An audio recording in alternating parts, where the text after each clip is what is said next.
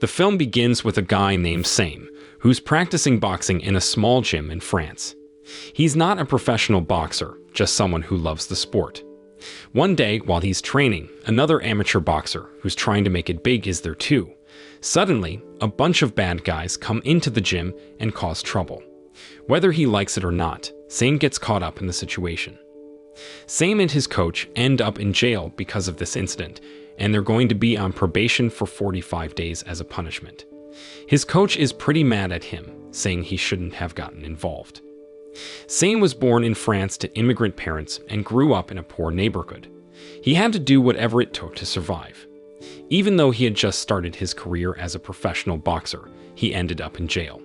Eventually, he gets released on parole, but he has to follow strict rules and not commit any more crimes.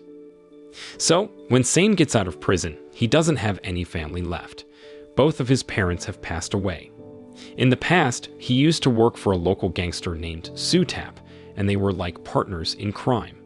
But then, they told Sam to do some really bad stuff, like delivering drugs, and he said no. He decided to break ties with Sutap and his gang, but those two guys left while threatening him. Sadly, Sam still has to deal with his past criminal case, and a female prosecutor has warned him to stay out of trouble. To make a living, he does whatever he can, and one of his options is working in construction, although it's not easy. Sometimes accidents happen at work. Most of his co-workers are immigrants from Africa who are trying their luck in Paris, just like a man from Senegal. At that time, the person in charge, called the foreman, appreciates Sam's hard work. If Sam fulfills his responsibilities as a former prisoner, the foreman might hire him again with a new contract. One day, Sam planned to go home, but Sutap's henchmen were told to go after him. They asked him to come with them, but Sam decided to run away instead. He ended up entering a building that was still under construction, just to hide. Surprisingly, these two guys followed him inside. There, Sam tried to find a hiding spot, but one of them named Samche found him and attacked him. Sam had no choice but to defend himself, and unfortunately, Samche got seriously hurt and passed away.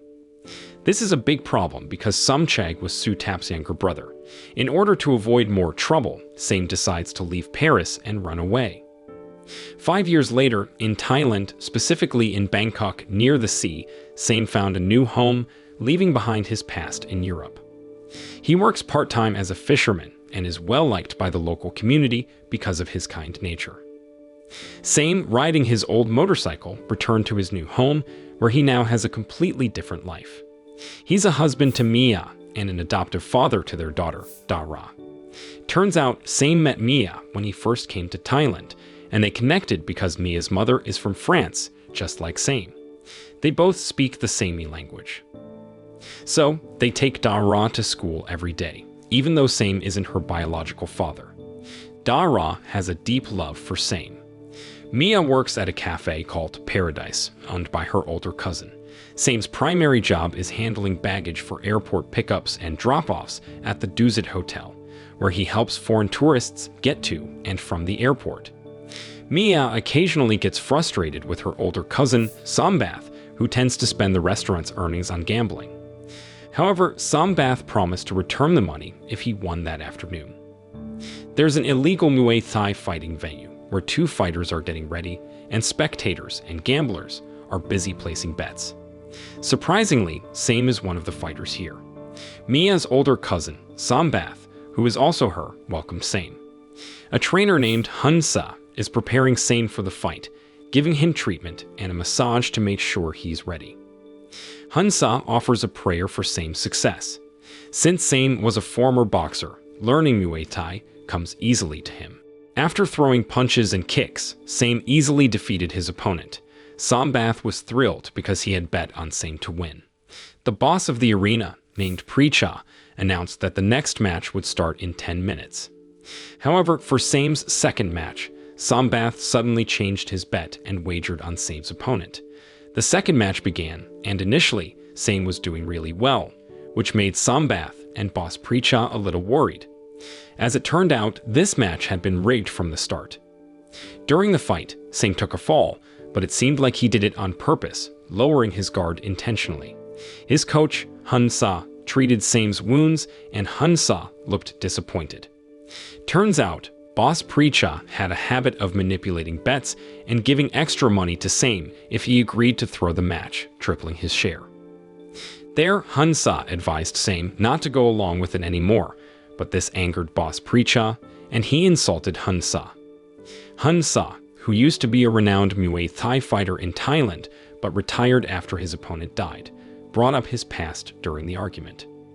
Then these two men continued to quarrel, and Same eventually stepped in, asking Hunsa to stop. He really needed the money, and it turns out that was Same's goal all along. He wanted to make Mia happy and support their dream of buying land by the beach. Mia wanted to create a restaurant and a home by the seaside. Same loved his wife and children deeply, and he was willing to do whatever it took to make them happy. Now they needed to visit the land office. Mia and Same sat in front of an official. The official seemed a bit skeptical because he saw a foreigner with Mia. In Thailand, forung is a word used for foreigners from Europe. He asked if Mia was really Thai. Mia explained that her father was Thai and her mother was French. She had been living in Thailand for a long time. However, the officer blamed Same for not having the necessary ID and documents, even though Same had mentioned that he worked at the Dusit Hotel. This officer made their situation quite challenging. The officer reported the matter to his boss and checked the purchase documents. He then informed them that there was an issue. The seller had raised the price, and now the land was more expensive. Mia left the office feeling upset and disappointed. She explained to Same that the price had gone up, but Same assured her that he would find a way to get the money. Later that evening at Sombath's busy Paradise Cafe and restaurant, Same visited Mia at work to see how she was doing. He also wanted to talk to Sombath and ask for help regarding the beachfront property they wanted to buy, as the price had unexpectedly increased. Sombath explained that the owner, Narong, controlled half of that beach. However, Narong was a dangerous person who led a group involved in drugs, prostitution, and other things for foreign tourists. Sombath said he would figure out a way to meet with Narong.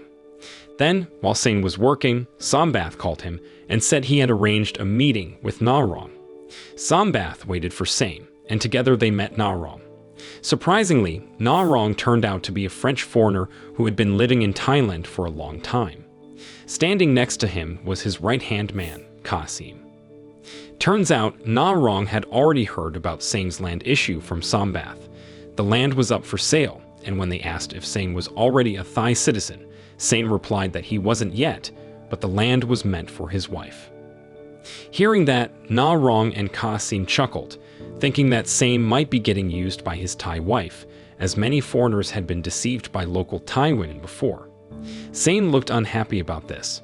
Then, Narong ordered some food for Same and told him to eat first. Afterward, Narong explained that he wouldn't lower the price of his land, but because they shared French nationality, he was willing to help. He had heard that Same worked as an airport shuttle baggage handler at the Dusit Hotel and had access. If Same helped him move some things to the airport, the land could be his. Hearing that, Same hesitated, saying it sounded too dangerous. At that time, Narong left the decision to him, but made it clear that he wouldn't lower the price of the beachfront land. Same was confused, and Narong assured him that everyone deserved a second chance. He didn't leave France for nothing, and this was an opportunity. In that moment, Same found himself in a tricky situation because he wanted to make his wife happy, and he worried that if he made the wrong choice, he would regret it for the rest of his life. Back at home, Same was still thinking about Narong's offer. It seemed like he had no other choice. However, the problem was that he hadn't talked to his wife about it first cause he wanted to surprise her. In the end, Same decided to accept Narong's offer. He waited on a quiet street, and Narong and his crew arrived with the items Same was supposed to transport. It turned out to be drugs hidden in souvenirs. Narong pointed out one of his subordinates who worked at the airport. There, Same simply handed over the package to that person, and they left the location, with Same taking his belongings. Finally, the awaited day arrived, and Same went to the airport to pick up tourists returning to their countries. At the gate, his car was checked with a detector, and he passed through without any issues. As he entered the airport parking area, this was a crucial moment. Tourists got out of the car, and Same began unloading Na Rong's items and took them with him. He noticed that Na Rong's car was also there, so he went inside. Since the security guard already knew him, he was invited in, and he saw the airport officer, who worked for Na Rong, waiting for him. However, Na Rong's men raised suspicion and were being chased by the officers. To make matters worse, there were sniffer dogs present, and they detected the drugs. More officers started arriving. Same had no choice but to run away, leaving the suitcase behind. At that moment, Na Rong watched Same's failure, and officers spread out into the woods where Same had fled. He decided to hide in a swamp, then made his way through the mangrove forest and back to his house. His identity was now known. There he continued swimming through the sea. Soon after, Same woke up Da Ra and urgently told Mia to leave. Mia panicked and asked what was wrong, but Same was too late. Unfortunately, Na Rong's men were already in front of his house, and they immediately attacked him. Same fought with all his strength, telling Mia and Da Ra to run, but sadly, they were captured too. Da Ra was taken away by Qasim. Worried about Mia, Same couldn't focus during the struggle and eventually fell. Mia, determined to help her husband, tried to intervene. However, she had a stroke of bad luck, and one of Na Rong's men fatally injured her. She fell to the ground, and Same could only watch as his wife lost her life. The attackers drenched their house in gasoline because they wanted to destroy any evidence. In his agony, Same saw Na Rong's face clearly. Na Rong started a fire that rapidly engulfed their home. Same will never forget that face. The fire spread quickly, and Same witnessed his wife being consumed by the flames. Their house eventually collapsed, and Same fell into the water. Suddenly, someone grabbed him and took him away on a boat. It turned out to be Hun Sa, his Muay Thai trainer, who had saved him. But instead of taking Same to the hospital, Hun Sa treated his wounds with traditional remedies. Not long after, Same woke up from a coma and saw Mia crying in the dark, almost as if she was urging him to seek revenge. After nearly 2 weeks, Same's condition improved. He could sit up and eat, determined to stay alive. There, Same noticed the Thai tattoo on his hand that Hun Sa had given him. Hun Sa was sitting on the porch of her house and encouraged Same to stay strong and keep on living. Then Same asked about Da Ra's whereabouts, but Hun Sa could only shake her head. When Same arrived at Sambath's place, Sambath was extremely surprised and hugged Same, thinking he had died. Sambath shared that it seemed that Na Rong had returned to Bangkok, possibly with Da Ra. Meanwhile, Qasim was often spotted in the Bunchung area, although Sambath wasn't sure of the exact location. The gangsters believed that Same had perished, and even the police had closed the case. Sambath suggested that Same leave Thailand and gave him a photo of Da Ra, hoping it might help. However, Same didn't want to simply let things be. He was determined to seek bloody revenge. As he examined the photo of Da Ra, he knew he had to do everything in his power to find her. His first lead was recalling his initial encounter with Na Rong and Qasim. Soon after, Same approached a woman who sold noodles, pleading with her to remember what happened 3 weeks ago when they had eaten there. At that time, he tried to jog her memory, and she recalled someone named Qasim. This person frequented the Bunchung area, particularly a bar in town known as the Ladyboy Bar. She didn't want any trouble and urged Same to leave after sharing this information. In the evening, Same set out to find the bar the woman had mentioned. It turned out to be a nightlife area, bustling with prostitutes and transvestites. Same asked nearly everyone he came across if they knew someone named Qasim. At the same time, a group of transvestites took an interest in Same's muscular appearance and claimed to know Qasim. As more of these individuals gathered around, Same noticed one who seemed to have information and gave them a bribe. This person informed Same that Qasim lived on Rayong Street, in the largest house at the end of the street. The group continued to show interest in Same, but he quickly left the area. He hopped on his motorbike and headed to the location, go inside the biggest house despite the presence of many guards. At that time, Qasim used this place for prostitution involving foreign tourists. Finally, Same managed to sneak inside and recognized 3 individuals who had been involved in the tragic incident that took his family's lives. There was a party going on for tourists, and Same dressed up as a waiter to blend in. Suddenly, one of the women recognized him and whispered something. Soon after, Same went upstairs and finally spotted Qasim. He began searching the rooms one by one.